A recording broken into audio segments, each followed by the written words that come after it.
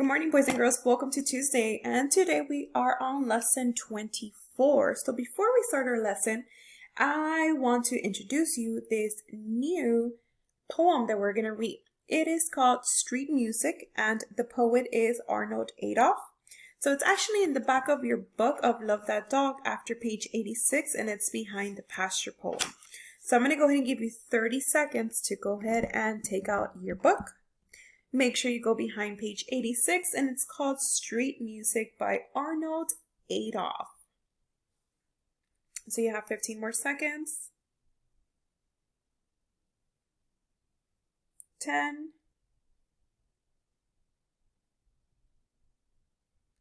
5.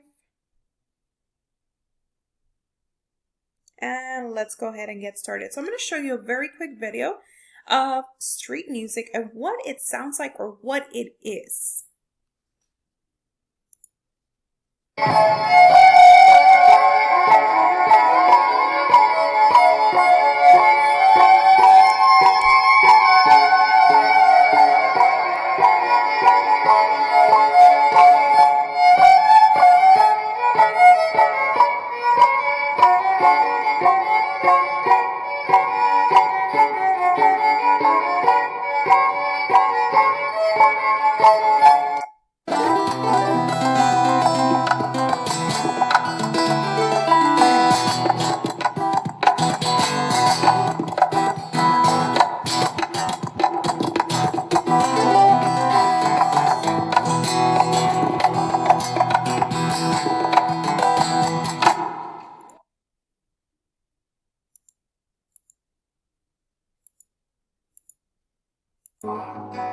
Oh, it's stuck in the cool December. Got you to keep me warm. You're broken down and dry. I give you shelter from the storm that's raging on now. I'm out of touch, I'm out of love. I'll pick you up when you're getting down. Okay, boys and girls, so as you can tell, it's people, right? They're in the streets and they'll usually have either a guitar or it could be anything really. So the way we can compare it is to maybe like the street vendors that we see here. You know, there's people sometimes selling candy apples, or they're selling something that they made with their own hands because they're trying to get money. It's the same thing with street performers. So these people are actually creating noise, or they're creating music in the streets. And why is it important? Well, because that's what the speaker of street music based it off on. So let's go ahead and start reading Street Music by Arnold Adolph. The city, the always noise grinding up from the subway's underground, slamming from the bus tires and taxi horns and engines of cars and trucks and all. Vocabularies of class flash screeching hot metal language, combinations as planes overhead roar, an orchestra of rolling drums and battle blasts assaulting my ears,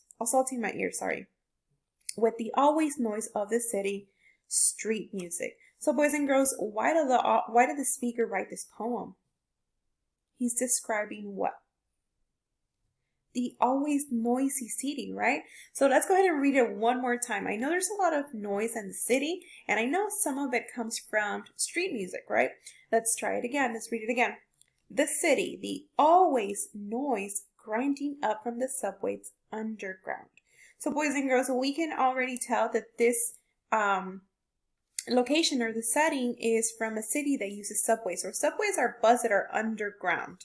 So that's why he's describing the underground subways. Slamming from bus tires and taxi horns and engines of cars and trucks and all. So what is he describing there, boys and girls?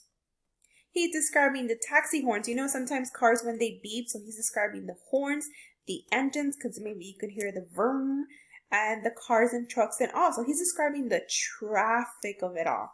That was stanza 1. And then you see that there's a line break. And then look at the word vocabularies, how he spaced it out. He's trying to emphasize or make a point of how everything just comes together and just makes sound. So let's go ahead and read stanza 2. Vocabularies of class, flash, screeching, hot metal language combinations as planes overhead roar, an orchestra of rolling drums and battle blasts assaulting my ears, with the always noise of the city. So boys and girls, what is he talking about? There's a combination of planes, right? Because remember, he's outside, so you can hear the planes go overhead above you, because they're going from place to place. There's an orchestra of rolling drums, so we could already see and hear in our head that there's maybe someone playing drums, kind of like this street art performance. He was playing a guitar. This person was playing the drums, and battle blast assaulting my ears. What does it mean by assaulting his ears? That means he's hearing sounds from everywhere, right? He can hear the buses, he can hear the subways, he can hear the car horn, he can hear the tires, he can hear the people playing music, the drums, and with the always noise of the city. So he says that this is very normal, right? There's always noise in the city. Street music. So he labels it street music. So boys and girls, we have how many line breaks in this? We have 2, right? And how many lines in total? So let's start counting. 1, 2, 3, 4, 5, 6, 7, 8, 9, 10, 11, 12. And go ahead and count the rest. I'm going to give you 30 seconds.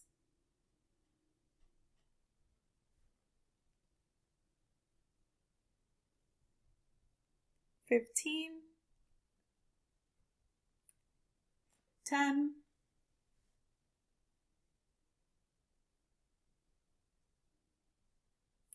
3 seconds. Now all these things that I... So if you said that there was a total of 34 lines, you are correct. How many line breaks, boys and girls? So I see that my finger fits here. Where else? So in your book, your finger should fit between vocabularies and of cars and trucks and all. And where else? Right here, right? Where in between this city, line 33 and 34, where it says this city and street music. Good. So I have 2 line breaks. What about stanzas? How many stanzas do I have? So remember, stanzas look like paragraphs. There's 1 here, and 2, and 3. So good job if you said 3. Okay, let's go ahead and read it one more time to determine what type of poem this is. This city, the always noise grinding up from the subways underground, slamming the bus tires and taxi horns and engines of cars and trucks and all. Vocabularies of clash, flash, screeching, hot metal language combinations as planes overhead roar, an orchestra of rolling drums and battle blasts assaulting my ears, with the always noise of this city, street music. So boys and girls, what type of poem is this? Is it humorous? Are we laughing? No. Is it lyrical? Does it sound like a song? No, right? There is some internal rhyme, but it's not a lyrical. It doesn't sound like a rhyme. I'm sorry, it doesn't sound like a song. What about a narrative? Is it telling a story? So yes, right, Arnold Adolph is saying his story of what? How the city, right? And how is he describing the city? It's always noisy. There's always cars, taxis, cars honking. There's a tire screeching. There's a subway. There's the street music, and the street performance, which have a lot of noise, and all of that together makes street music, right? So all of those little sounds put together make street music. So yes, boys and girls, this type of poem is narrative. Okay, so let's go ahead and move on. We are going to look for the word screeching. So remember, boys and girls, we've already written these 2 phrases into our word web. Now we're going to use it to help us understand the word screeching. And we're not going to use a dictionary today. We're actually just going to use context clues. So I'm going to give you some time, 15 seconds, to write the word screeching. So here you'll write screeching. So what words help the reader understand the meaning of screeching, boys and girls? So screeching is in stanza 2. So we're going to go ahead and go back and find that stanza. So we see it right here.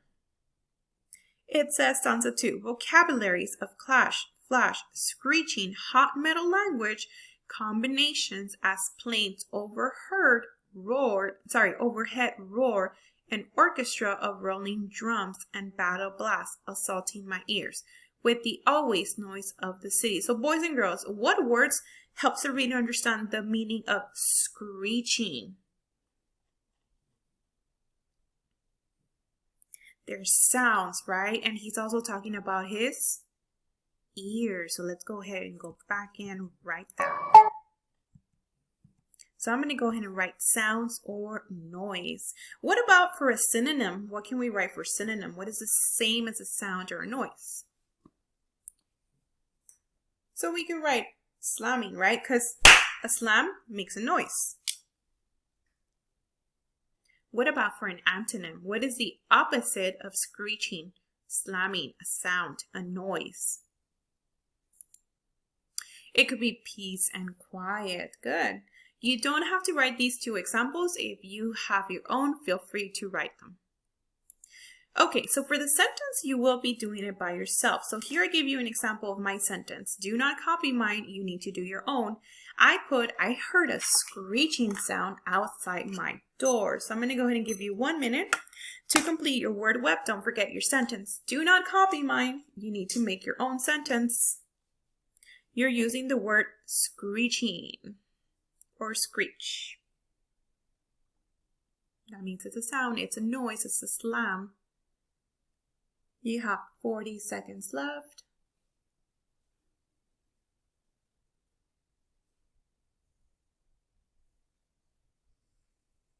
$30 seconds. Remember, you need to do your own sentence for screeching. I heard a screeching sound outside my door. That's mine. Do not copy that. Maybe sometimes you hear your mom or somebody who cooks in your house. They make screeching sounds when they are trying to wash dishes or they're trying to cook because they're slamming the pans from here and there. Alrighty, so time is up. Let's go ahead and start with today's objective. So we are on lesson 24, and today students will be able to determine the theme in Love That Dog. Boys and girls, the theme is the lesson message moral that the speaker wants you to know. So what are we going to do? We're going to identify the lesson message moral theme of the poem or the selection and some common themes. So here I wrote some common themes that you will have to know. For example, sometimes the speaker writes a poem to tell you that you should be kind to others. Like in Thank You, Mr. Walker, the kids were very mean to Trisha because she didn't know how to read. However, what is a theme that the author wants you to know? Well, the author wants you to be kind towards others, right? Look at number 2. Treat others how you would like to be treated. So treat them with respect. Number 3, enjoy nature. Who can you think of a poet that we've been reading about that he's always writing about nature and how he's enjoying it? Robert Frost, right? Robert Frost wrote the Stopping by the Woods in a Snowy Evening and The Pasture. And The Pasture and the Stopping by the Woods in a Snowy Evening, they're both about nature. So we can tell that he really enjoys nature, boys and girls. Another common theme is friendships. Friendships are very important, boys and girls. You should have friends. You should be kind to them. Another one is to be responsible. You should be responsible for turning in your work. Be responsible for your pet. Be responsible for taking care of the things that your mom or your dad bought you. And the last one is never give up. Even though Helen Keller was blind and deaf, she didn't give up. She learned different languages. She was able to, of course, with help, she was able to write books to help others and educate others on what to expect when someone is blind and deaf. She didn't give up. She didn't just say, that's it. No, she kept trying. So never give up would be a theme for Helen Keller. Now, how are we going to do that? We're going to ask, what does the speaker want me to know? So what does he want me to know?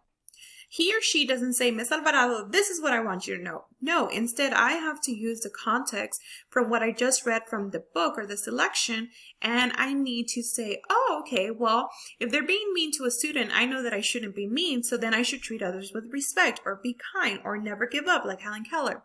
And then we're going to ask ourselves, how can I apply the lesson, message, moral, or theme in real life? So how can I apply from what I learned from Helen Keller, Clara Barton, Anne Frank, Trisha from Thank You, Mr. Falker, to what I know in real life? Well, I know that I should be courageous. Even though things might be very scary, I should stand up for myself. Maybe somebody's being a bully to me. I can report them to the teacher. Stand up for myself. Treat others with respect. Okay, boys and girls, so we're going to go ahead and do an anchor chart for theme because that is something new. Yes, we've been talking about theme as we've been reading poetry. However, today we're going to do an actual anchor chart that can guide us through it. So make sure you start off by putting your name, date, and goal, and go ahead and label it theme anchor chart. So I'm going to go ahead and give you 30 seconds. Make sure you have a new page. We are going to take up almost the whole page. And yes, you can use a highlighter. Yes, you can use colors. However, I don't want you to take this too much than it should. Okay, you have the last 15 seconds. You're putting your name, date, and goal. Remember, our goal for this week is to master the BWA. We all want that no homework pass, right? And it has to be above a 90. So an 86, basically you can miss 4 seconds. Alrighty, boys and girls, so let's go ahead and get started. So our theme anchor chart, that is the name of this anchor chart. And the first 2 questions I want you to write, so anything you see on my screen, you are writing. Make sure you write star questions. So this is the way that you're going to see them in your star. And number 1 says, what is the theme of blank? For example, if I was to ask you, boys and girls, what is the theme of Thank You, Mr. Falker? So the theme there would be to be kind to others. They might be different, but that's okay. That doesn't mean you're going to be mean, right? It's a positive theme. We could also say never give up, right? Because Mr. Falker and Miss Plessy never gave up on Trisha. It was very hard for her to learn how to read and write, but with their help and understanding, she was able to do that. And number 2 says, what is the main message of the story? So what is the main message? If I ask you, what is the main message of the Helen Keller selection? That means the whole story. Well, the main message or the theme is that you shouldn't give up, right? Helen Keller was blind and deaf, but she still continued with the help to read and write books. Remember, she learned so many languages, and then she educated others on how to treat people who were different. You know, sometimes when we see different, we don't know how to act. So she educated people. Remember, anything that's on my screen, you should be writing in your anchor chart, which is your composition book. If you don't have a composition book, then you should be writing in a blank piece of paper. Alrighty. The first thing I want you to write is lesson. And I want you to write the L very big, just like you see it in my screen. Lesson. So this is how you'll see it. What is the main lesson of blank? What is the main theme? So they're all synonyms of each other, boys and girls. The next one is message, moral, or theme. So guess what, boys and girls? All these words are synonym of one another. They just use them differently. For example, right now I can ask you, what is the moral of the story? It's the same thing. It's what is the message? What was the author trying to tell me? So I'm going to go ahead and give you 45 seconds. Remember, anything you see on my screen, you should be writing. I want the L big, the M, the other M, and the T. So when I say do an anchor chart for theme, you would do LMMT, lesson, message, moral, and theme. You have 30 more seconds. And of course, if you're watching this video by yourself, you can always pause it. You have 15 more seconds.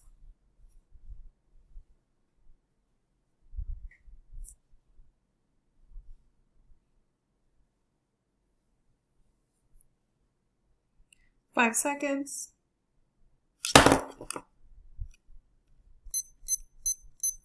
Alrighty, let's go ahead and move on. So some of the common themes, boys and girls, that you're going to see are friendship.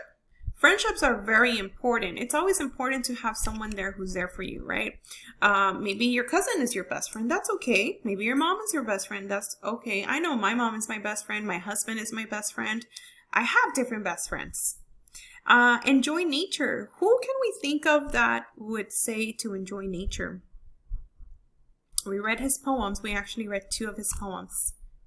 Robert Frost, right? Remember the pasture poem and stopping by woods on a snowy evening? He talks about nature.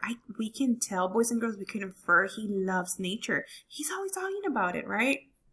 Number 3, treat others how you would like to be treated. Just like in Thank You, Mr. Falker, you should treat others the way you want to be treated. If you're kind to them, of course they're going to be kind to you. Number 4, never give up. Just like Helen Keller, Clara Barton, Anne Frank. Anne Frank, even though there was a war outside, she still hid for so many days until she could. She didn't want to give up. She wanted to live, boys and girls. She wrote everything. She had a dream that she could be a writer. That was her dream. She didn't give up. She didn't just say, no, there's war, that's it. No, she tried so hard, boys and girls. Number 5, be responsible.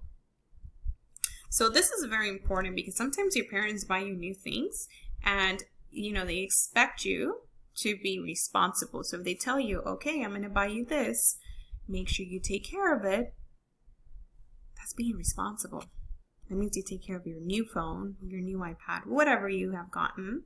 So if we were ever to read a selection that says, take care of the things that you have, even though they're not much valuable to you, they have a value. Number 6, a person can change your life. Boys and girls, who can change your life? From the book that we're reading right now, Love That Dog. Who is changing Jack's life? His teacher, Miss Stretchberry, right? She's being very kind to him. She's being very understanding. We could infer that, right? Because every single time something happens, Jack is questioning her, or Jack is saying, okay, you can print my poem. So she's being very understanding of him. She understands that he doesn't like poetry. But remember, in September, he hated poetry. And now, boys and girls, he's actually writing his own poems and letting the teacher show them to the whole classroom. Okay, and the last thing I want you to copy in your theme anchor chart is this bubble. How can I apply these themes to the real world? Well, boys and girls, when an author or a poet sits down and they write a story, it's always for a reason. And these are the most common reasons. It's a theme, it's a message, it's a moral that they want you to know and apply to the real world. They want you to be kind. They want you to enjoy nature. They want you to never give up. They want you to be responsible. They want you to treat others the way you would like to be treated.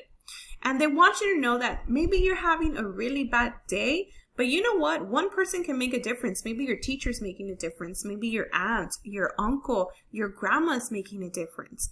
You're not alone. I'm going to go ahead and give you the last minute. Those of you that are still copying the anchor chart,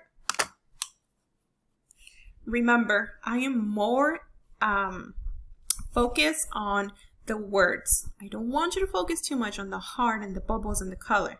Most of all, I want you to know that theme has 3 synonym words, which is lesson, message, and moral. They all mean the exact same thing, boys and girls, because we are going to be talking a lot about theme, and theme is tested in the STAR test. You have the last 30 seconds. So lesson, message, moral, theme, they all mean the exact same thing. Some common themes: friendship, nature, enjoy nature. And remember, always think about how should you apply this in the real world. Why would the author sit down and write this? They want you to do something positive. So what is it? Last 5 seconds.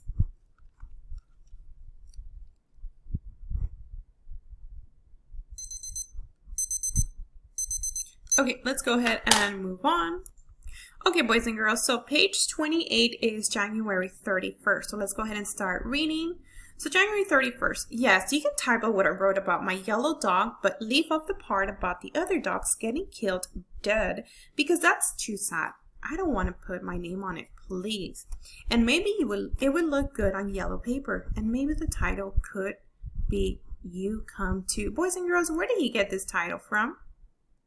The pasture poem, right? I shouldn't be gone long, you come too, by Robert Frost. So he tends to copy other poems, right? So here Jack is saying, okay, you can type it up. And he's using a lot of sensory details or imagery. He's using the yellow dog. And then he's saying you can put it up on yellow paper. So I could almost see it in my head. The teacher's going to put up his poem on a yellow paper. But he's still not feeling confident enough to share his poem and put his name on it. February 7th. Yes, it looks good on yellow paper, but you forgot again to leave more space between the lines like I did when I wrote it. That's okay though. How is Jack treating his teacher? He's saying, oh, you didn't do this right, but you know what? That's okay. He's being more understanding now, right? Let's go ahead and flip over. February 15th, page 31. I like the poem we read today about the street music in the city. Which poem is he referring to, boys and girls? Street music, right? So he liked that poem. My street is not in the middle of the city, so it doesn't have that loud music of horns and trucks, clash, flash, screech. My street is on the edge of a city, and it has quiet music most of the time, whisk, meow, wish, swish. My street is in a thin one with houses on both sides, and my house is the white one with the red door. There is not much traffic. Boys and girls, what is he saying there? He's describing where he lives, right? So he's kind of using the poem that we read, Street Music, to say his own poem. And I want you to notice, loud, thin. He wrote this, or the poet wrote this, to emphasize or make a point that his street is not loud and that his street is thin. Okay, let's go ahead and continue. On my street, not like in the middle of a city. So he's saying that there's not much traffic on my street, not like in the middle of a city. We play in the yards and sometimes in the street, but only if a grown-up or the kids big are out there too. And they will shout car if they see a car coming down our street. At both ends of our street are yellow signs that say, caution, children at play. But sometimes the cars pay no attention and speed down the road as if they were in a big hurry with many miles to go before they sleep. Boys and girls, what did he do? He used another poem, remember? So many miles to go before I sleep. Who is that? Who are those lines belonging to? Robert Frost, right? Stopping by woods on a snowy evening. So he's copying that. Now, I want you to notice he gave a lot of what? Sensory details or imagery, right? So if I close my eyes, I can picture the kids playing outside only if the grown-ups are there or if there's big kids. And what happens if a car is coming? They shout, car, right? And then what happens? What do we see in that street? We see the yellow signs. And what do those yellow signs say, boys and girls? Caution, children at play. So you might have seen this in your street. And this is to tell cars who are coming down the road, hey, there's children here playing. Be careful. But boys and girls, what does Jack say? The cars pay no attention and they still speed down the road. And it's like if they were in a what?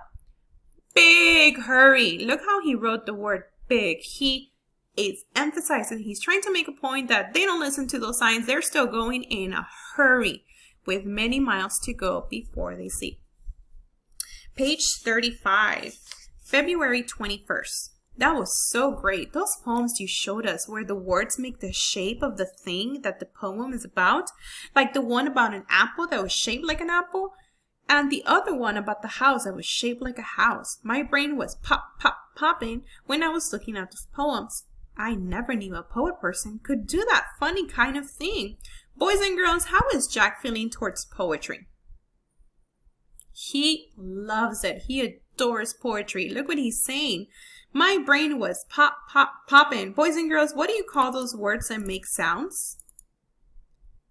Onomatopoeia. Good job. Yeah, so he's trying to emphasize and make a point that it was popping. He really liked those poems. Now, look what he says. I never knew a poet person could do that funny kind of thing. So now he's really trying to get into poetry, and he's loving it. He's adoring it. He loves all the sensory images that come to his head. He loves all those details, the imagery, sensory details. He is loving it.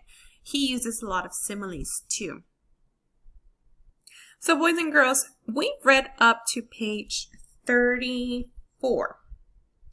Now, Jack has changed from being very negative towards poetry to enjoying poetry. Actually, now he loves it. He shared it with the class. He still hasn't put his name on it, right? He's not being courageous. So we can say that the theme of this novel is to be courageous up to right now. But what can we say is a theme right now? So look at my left side of the PowerPoint.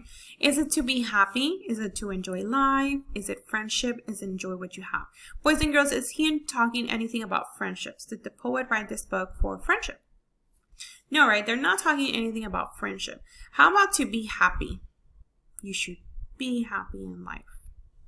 Well, the speaker's not really talking anything about happiness, right? How about enjoy life?